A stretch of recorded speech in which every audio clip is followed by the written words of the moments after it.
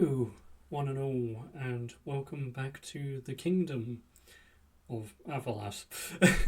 And here we are, back into the realm of aphalas lore, jumping a little bit ahead, and not really covering a specific event, but more a set of four.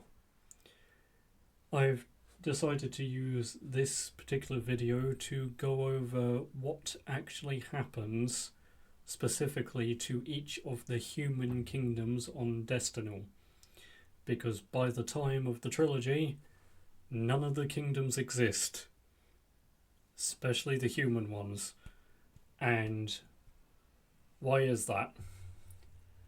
And to be a bit more specific, I know in other lore videos coming up and ones that I've already released, I have talked quite at length about Rovlaror and Cafaldir. Rovlaror's already had its lore video out, although at some point with more detail that will have a redo. But, or maybe a part 2 might be more specific. But, yes. So, I'm going to cover those two first, and then I'm going to get into the meat of this video, which is the two that conclude their times as kingdoms more by choice than the other two. So we will begin with what occurs in Rovlaror. By the time of post the Crisis of Galakaros and post certain other things that are coming up, Rovlaror has largely recovered. It is currently being led by Queen Velian, and in the name of her son, who is at the moment just too young to be ruling. But due to the actions of the earlier kings, especially during the conflict with Tonreef, there has been a slow growing, I guess you could call it snake in the grass, although to be honest it's more a small growing case of animosity, and it is from the houses that occupy Western Rovlaror, in particular those of Harakloch, with House Brinzen, and them bearing the brunt of what Tonreef's invasion did, and then Dothalon as well, the hidden haven in the hills that seemed and felt very much like it was abandoned, as well as some members of House Ebthil, who are the House of Jarathil, which at the time was the actual capital of Rovlaror, but has now sort of fallen by the wayside a bit more, partly through ruin, partly through them focusing and building too much more on the eastern half, which has led to a bit of an imbalance, though some have also remained loyal. But yeah, the brewing hatred, and that is on the precipice of spilling out into a complete and total rebellion. And it is a rebellion that fundamentally does fracture Rovlaror. On one side you have the houses listed, plus some other groups who I'm not going to go into too much detail with in this video. But on the other side you have the royals of House Rothtain and their lands, and then their primary backers are House Fortizk, who occupy the south around Farallon and areas like that. And yeah, it is very much a fracturing of the major noble houses, with the, unfortunately, the Guardians of the Spire Hills and things, this sort of independent protective force, basically being caught in the middle of all of it. But the rebellion, not going to go into detail about all the battles, but what I will mention is that there is an ambush at Harakloch that basically because of those who fall in the ambush, the rebellion of the hills, opening salvo basically, it completely confirms that House Fortizk are going to be fundamentally against the rebels because they lose multiple members of their royal line in that ambush, and or their noble line, I should say. But yeah, this rebellion does emphatically spell the end of the Kingdom of Revloror.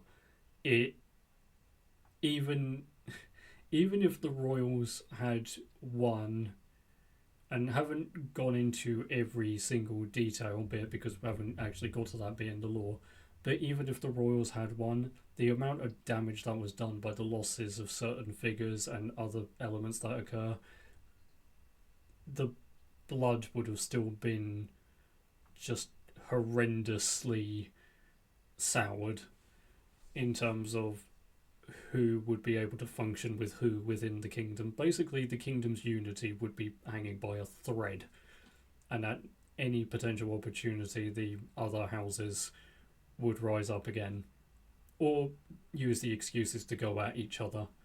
So, yeah, and in the journey between, obviously, as you can probably imagine, out of the four kingdoms, the Revloror falling is pretty soon on the horizon from where we're currently at in the lore with this going on. And there is still quite a jump between that and at the time of the books. But by the time of the books, there are two, and it's a bit of a pan, you'll see, but there are two major distinct houses that are occupying. I guess you could kind of call them petty kingdoms in a way, but they've gone with noble houses and things, and you've got Revket, which ends up taking the place of Revloror. So that will be, or I should say, it takes the place of House Rothtain, but also it basically forms is the ruling house that rises up and takes over the lands that remained loyal to the Rothtain line. And then those who oppose go into House Hillor.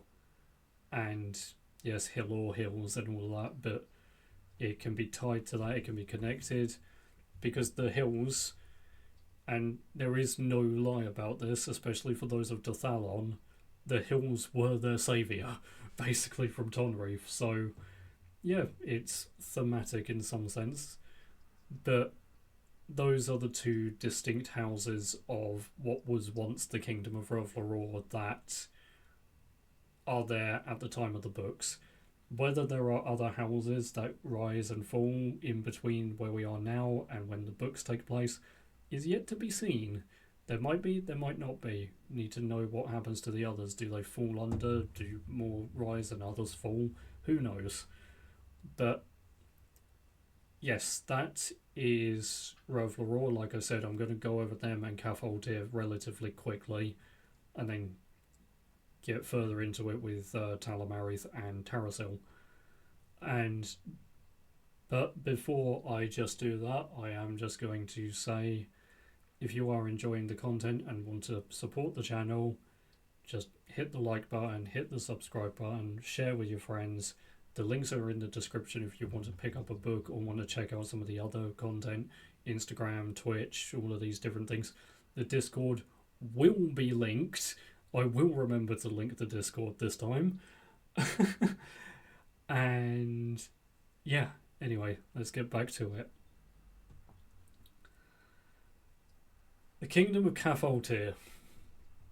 The Kingdom of Cathaltir, as mentioned several times in some of the recent lore videos, unfortunately on the precipice of not a rebellion, but a full-blown just civil war. And it's one built out of tragedy because let's just say the rebels over in Revloror have a bit of a hand in not directly causing it, but certainly escalating the events that lead to it. And the way the Civil War effectively kicks off in Cafaldir is you have the royal line, the line of Thess, and you've had the eldest on there, Kalern. At this point in the lore, Kalern is beginning to get sick, and he does pass, and that leads to his throne being granted to the next brother, Vernir. Vernir. Varnor, not Vernir, right. Vernir's someone else. But yes, the throne passes to Varnor, and he rules for a while, he rules for a time, but it is quite quickly apparent, much more to the public now that he is the ruler, although rumours had it go on for a while, that he and the eldest, not the eldest, the youngest son, Hauron, do not get along. The two brothers do not get along that well. And it ends up with a bit of a blow up at a particular event, which causes them to be estranged for some time. And then a little bit later down the line, due to the, again, part of the actions of the rebels, also the actions of a rogue member of House Norgwyn of Bal Anoth, Varnor is poisoned and assassinated at a public event, and the blame from his wife, Morgan Murin, House Murin being of Pelachoth, and his son, Kalern II, named after his elder brother, they both directly place the blame on Hauron, and their sister Cordelia does attempt to try and balance things and try to defend, but pretty much you end up with the Kingdom of Cafaldir quickly sort of escalating into having effectively four different sides. You've got two major sides in the forms of, well, you can say Kalern, as he is the rightful heir, being the son of the last king, but he's also still of an age where Morgan does push forward and take the reins for some of it. And then you've got Hauron on the other side with his wife and loyalists hiding out in the more eastern parts of Cafaldir, such as Kalonth Tanen, being tied to House Vatha through his wife Faden. But Cordelia is also a factor in all of this, but she is a bit different.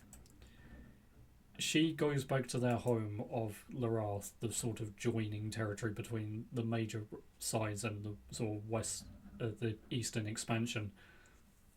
But she ends up being caught in the middle of all of this, and then the rogue sort of fourth group, which is unwittingly thrown into his position, is House Norgwyn of Bal Anoth, where they end up becoming rogue because it's well known that it was an action of one of them who at least had a role in this, although they think it may have been Hauron who hired the rogue to do this, when actually it had nothing to do with anyone in Cafaldir.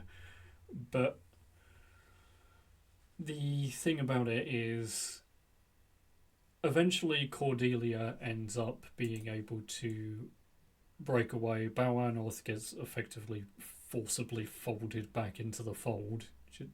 folded back into the fold. Yep, because they just do not have the strength to be able to oppose. Several of the forces of Larath do actually defect to Hauron. Some choose to remain rogue, claiming or neutral, claiming that they sided with Cordelia, and Cordelia has not taken a side. She's trying to stop a fight between her nephew and her brother. It's difficult, but she does have a bit of a protective element, and that is Darenth Alknon. We'll get into House Alknon in a little bit when we cover Tarasil, but she has a husband from another kingdom, so she does make the decision to effectively flee. And is that the end of Cordelia's story? No, it is not, because while she maybe doesn't feature too much in the style of Tarasil, there are other elements that occur a bit later on. She is one who vanishes and then for quite some time, but then makes a strange re-emergence. But her re-emergence does not actually have too much to do with Cafaldir directly, so... But between the two who fight, and I'll be honest, in the lore right now, I have not actually decided fully who wins, or if it ends up basically just becoming a sort of loose agreement and a tie with the land of Larath actually being divided between Larithwy and Larithbar. But yeah, Hauron does actually get some sanctity and protection from Talamarith for a time. He sends his child there, but the battles are fierce. But this is... Whereas with the Revloror stuff, it was actually kind of balanced and it could have gone one way or the other if it wasn't for so much the shock value. With Cafaltir, it is different because Hauron does have his loyalists. Kalern and Morgan have more at their disposal, plus they also have a good chunk of the Cafaltir navy to their side, so any coastal effort, they actually end up striking Calanthanin from the eastern shore. So they hit both sides and basically pincer Hauron quite dramatically. So eventually, by the end of the Civil War, whichever side ends up winning, Cafaltir does remain, but the territories are almost broken into a peace agreement, and the eastern territories marked out by this border with Larithwy and Larithbar, they become independent and start forming their own territory because they refuse to effectively bow down. But because the Civil War has been so costly, it also saps a lot of Cafaltir's strength and the royal strength, so they can't afford to really just decimate a house. So the kingdom does remain for a time, but slowly after that fracturing, and that fracturing would end up eventually going to become House Cafalt, which again, sort of name tie back. Ironically, those ones being almost like the more loyal, because the whole thing about it is, apart from the arguing between Hauron and Varnor, Hauron did absolutely nothing wrong. He just ended up on the wrong side of this. But the other part of it is eventually Cafaltir, through various different reasons and some internal strife, does effectively go on to reshape itself and falls under the leadership of House Lethos, which is a bit interesting because in all of this mix they do actually have some loose ties to Talamarith. There's a lot of different interconnecting ties here, but yeah, Cafaltir is one that is quite interesting, but is also interesting because I've never actually outwardly stated it, but out of the four kingdoms, the four human kingdoms on Destinal, there are multiple reasons why Cafaltir should be considered potentially one of the, if not the strongest of the four. It's certainly got the potential of being the largest, if you really do think about it, when looking at the highlighted territories on the map. But that is Cafaltir done. And now going to move on to Tarasil, and then we'll wrap up with Talamarith at the end. Tarasil are quite an interesting one because they are the centre. They have the Feldspar Summit. They operate sort of around a significant area of the Wood Elves, the Wood of Arakan. But they've also got this like thin slither. But they actually ended up doing quite well early on. Tonreef's war and effort, going back to the original video, at one point he tried to send a force across the Gulf of Rollock and take over the Salbanoth, use it as a way to get behind the Wood Elf forces and strike right at their heart. But Tarasil were instrumental in preventing this, and as a return, the Wood Elves and the Kingdom of Tarasil worked together to construct the city of Cath Imril. Cath Imril would eventually become the capital of the lands ruled by House Telik, or Telik, depending on which way you want to pronounce it.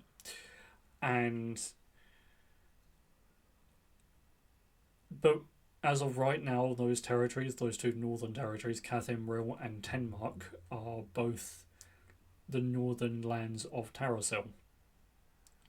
Rovlaror gets split by rebellion. Cafaltir gets split by a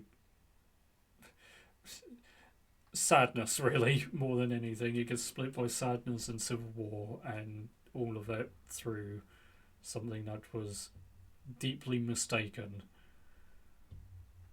But Tarasil splits for a completely different purpose. At this point, it is arguably one of the stronger of the human kingdoms. Rovlaror and Cafaltir, and to an extent Talamarith, have been caught up in the events of Galakaros and things like this. Places outside of Destinal where they sent forces to contribute, and Tarasil did as well, but they don't have as many split resource needs. Like, they don't have the requirement of a navy. They are, apart from Cath Imril now with the Gulf of Rollock, they are effectively landlocked, except for the fact that they've got the Imril River that flows in their lands. But they have the high access to the Feldspar lands and all the mining equipment and stuff that they can gather from there. They are quite a wealthy kingdom. And also very fertile. They've got a lot of the lush open grassland as well. But the reason they end up actually splitting is more through duty than anything else. And a big reason for that is actually what happens to the Wood Elves. There is an event coming up in the lore that we will get properly covered, and it's very much focused on the Wood Elves and the Forest Dwarfs. And it is a conflict. It's not one of these where the two of them go at each other. They actually go at their fallen kin. And it's a battle on Tushar, and the Wood Elves get badly battered in it. It's not a battle that the Wood Elves or a conflict that the Wood Elves and the Forest Dwarfs win. They lose. And whilst the Forest Dwarfs, I won't go into too much detail because they're not as relevant to this. The Wood Elves, yeah, their force and their power is deeply not broken, but deeply, I would say, maybe weakened or winded from this. And they make the realization that they cannot remain on Destinal. They cannot foresee a future where they are able to uphold their role as a protector of the land after this defeat. They need a place of sanctuary, a place to guard, a place where there won't be so many prying eyes that will constantly hinder their ability to just replenish and bolster again. And they begin a slow trek, a slow process of moving on effectively. They slowly and surely begin with Galeria's blessing. This is, I do need to specify that. They start travelling south towards, well, some of them at first Lossakoth, others lurked around other areas, but most of them were destined for Naros and the now constructed city and safe haven of Nasir Beth. And they do remain in Arakan, and they do remain for quite some time. But between this and also the mix of more human elven culture, or the more intrinsic elven culture that occurs in Tarasil as you move to the Northern Territories, with Cathimril obviously being a hybrid construction of a human and elven city, and it affecting Tenmark as well, being north of Arakan. The peoples of Tarasil begin to venture a bit further into this area, and it's welcomed by the Wood Elves because they are looking, in effect, for someone to be able to fill that void, and they might be getting it here. And yeah, it's a interesting thing to look at, how eventually the process becomes so dramatic and so substantial that another territory to the west, the east of Cathimril, begins to form, Cath-Tanok, and for a while more of them venture into the Darkened Wood, or not the Darkened Wood, Airlan, and start to function around that.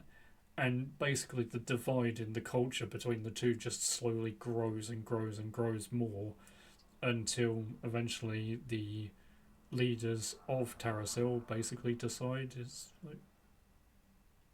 they go to the negotiating table and they realise it's almost, the people in the north are now almost unrecognisable to their culture, because it's just become so brought in by the elven culture that, and also with it being the winter mists and everything instead of these lush terrains and fields, they do have to differ in how they operate.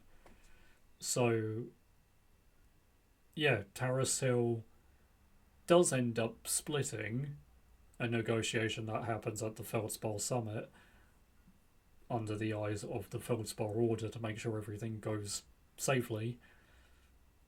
But they make the choice just more so through just a matter of time and how things just change with the winds, and they take the role of effectively guarding the northeast of Destinal.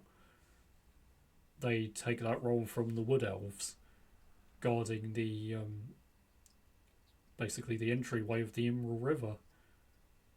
They patrol the Darkened Wood. Talamarith end up actually getting the southern half of the woodland, so there's one human kingdom guarding the northern half and one guarding the south. The Wood of Arakan still remains as an elven settlement, and out of respect, and it is a key respect, though, the humans of Tarasil, they go into the other lands and that, but out of respect of how significant Arakan always was to the Wood Elves, they never actually settle in there. They actively choose not to. And it's actually a land that the leaders of Terrasil decide to properly put under their protection, as well as somewhere that no one is allowed to settle.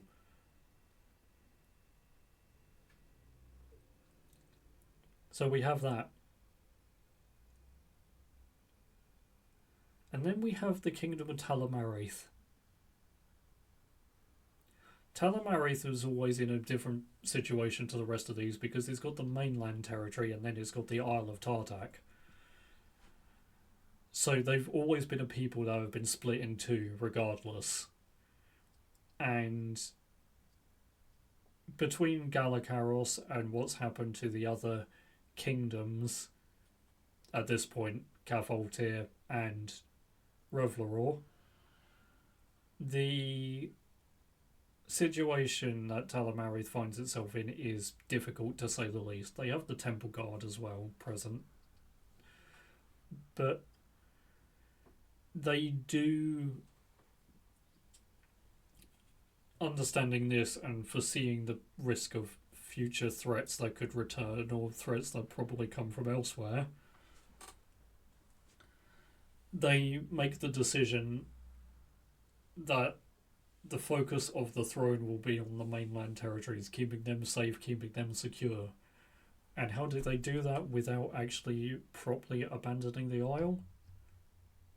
They grant several different elements of Destinal, grant several lots of supplies to Tartag for it to be replenished, and Talamarith gives the land its independence. So the Isle becomes its own realm. And it's not through an abandonment or things like this, it's through more of a strategic choice that they can have greater autonomy to protect their land in the way that they see fit, whilst Talamarith can still dedicate its resources to its own mainland territories and the eastern shore, especially then when they also have to take on the role of guarding some of the old Wood Elf territory as well, and with the changes that happened to their south with Catholtir, they don't know what's going to be in store for it, so they have to become far more cautious of their surroundings. Whereas beforehand, the human kingdoms were mostly getting on as allies, so they didn't need to fret as much about their mainland protection and could focus more on defending the coast and the Isle. But as things have changed in their own back garden, basically, they've had to adjust and adapt. So they and Terrasil both have changes that end up becoming kind of similar in some ways, but Talamarith is far more urgent in its motioning than Terrasil's are. Terrasil's is the slowest of the four changes that happen. Obviously, the Rebellion one is probably the fastest, then probably Talamarith in the knee-jerk side, Catholtir through lengthy negotiations, and then Terrasil through the slow burn. Though I will say, again, with the order, Revloror and Catholtir absolutely come first in this, and then Terrasil, Talamarith. Honestly, more than anything else, it really depends on when I decide in the timeline the event with the Wood Elves and Forest Dwarves occurs. But I am just going to retrace my steps slightly because I do know that I have slightly slipped up and forgotten this bit. The houses that take over the reigns of Terrasil, I mentioned House Tealic, they do take over the north. And then in the south, you have House Quashril, which emerge and very much do take the reins and actually remain probably some of the truest. They actually keep very close in the in their sigil design to the kingdom, so it shows the roots and everything. It just makes theirs a bit more aggressive, I think the best way of putting it is. Whereas with Talamarith, the house that takes over the reins of the Isle is House Tardak, they keep it very much close to the land. Again, kind of similar to what happens with Hilor and Cavalt. But actually, within the mainland regions of the kingdom, eventually they fade to House Matten. And there is a bit of a distinct difference here.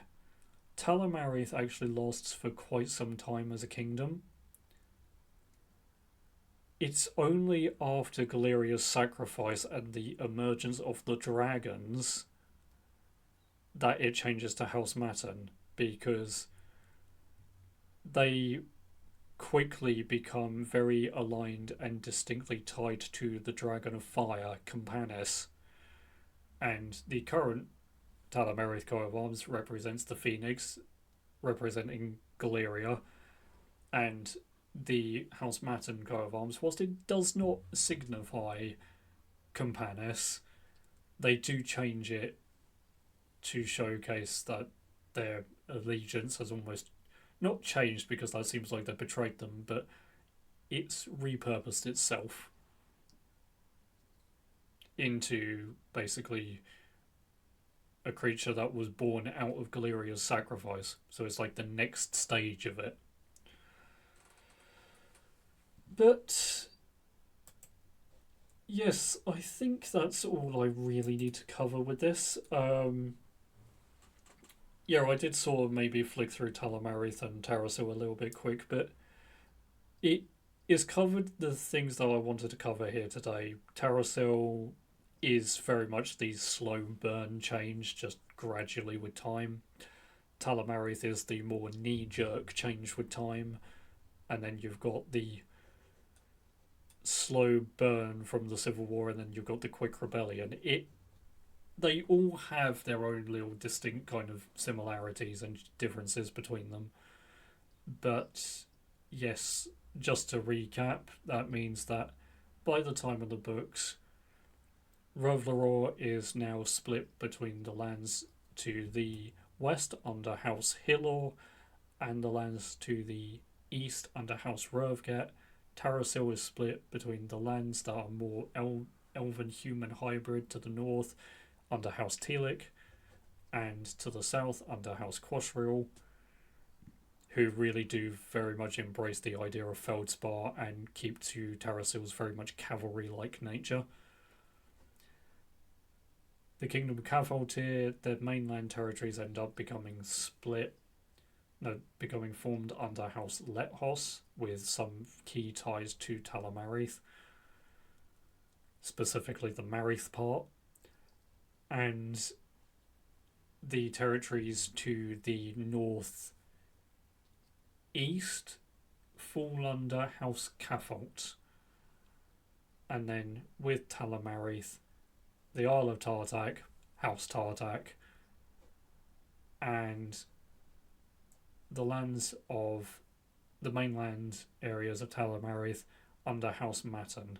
But House Matten are effectively the youngest of all of these to form. Them and Telic are the two younger ones to really take shape. They do still actually exist. They are present. It's just taking the reins as like the noble houses. They are the two slowest at that. But yeah, there we go. That is one lore video done, and if I've got enough voice, which I'm not quite sure if I do or not, I'm going to quickly try and do a Soul of the Gem one. Or I might hold off until I've got a little bit more voice. Anyway, I'm going to call it there. So, welcome to the Kingdom of Aphalas and the world of Fellowmind books. Cheerio.